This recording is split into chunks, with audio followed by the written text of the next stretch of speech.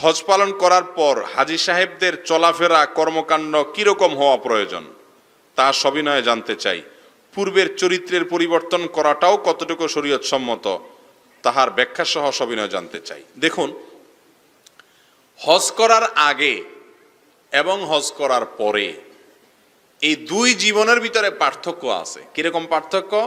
নবী সাল্লাল্লাহু আলাইহি সাল্লাম বলেছেন, মান হাজ্জাল বাইত ফালাম ওয়ালাম ইয়ারফুস ওয়ালাম ইয়াফসুক রাজাআ কায়াউমিন ওয়ালাদাতহু উম্মু আও কামা ক্বাল। অর্থাৎ যে ব্যক্তি হজ করলো আর হজ করতে গিয়ে কোনো ঝগড়াঝাটি করলো না, গুনাহের কাজ করলো না, সেক্সুয়াল কোনো গুনাহ করলো না, এই ব্যক্তি যদি ফ্রেশ এবং হজ্জে মাবরুর করে ফিরে আসে, ভালো একটা হজ করে আসতে পারে, ফ্রেশ ঝামেলামুক্ত গুনাহমুক্ত হজ করে আসতে পারে, তাহলে এই ব্যক্তি মায়ের পেট থেকে ভূমিষ্ঠ হওয়ার সন্তানের মতো নিষ্পাপ হয়ে আসে। তাহলে হজ করে হাজী সাহেব যখন নিষ্পাপ হয়ে আসে, তার নতুন করে জীবন শুরু হইল না?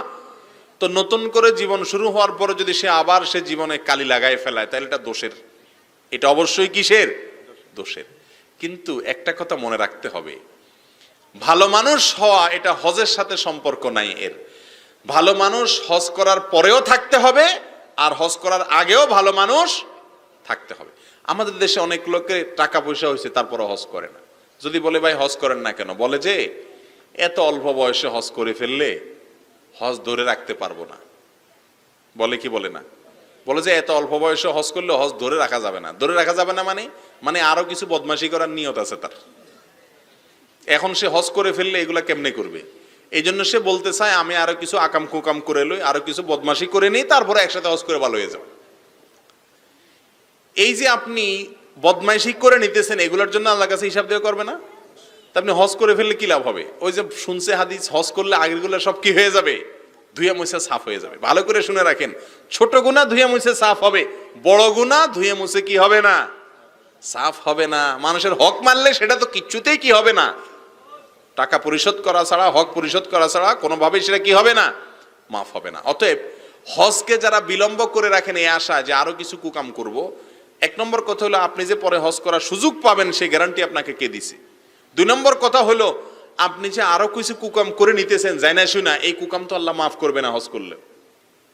কথা কি বুঝাতে পারছি? এই জন্য হজ ফরজ হওয়ার সঙ্গে সঙ্গে করতে হবে।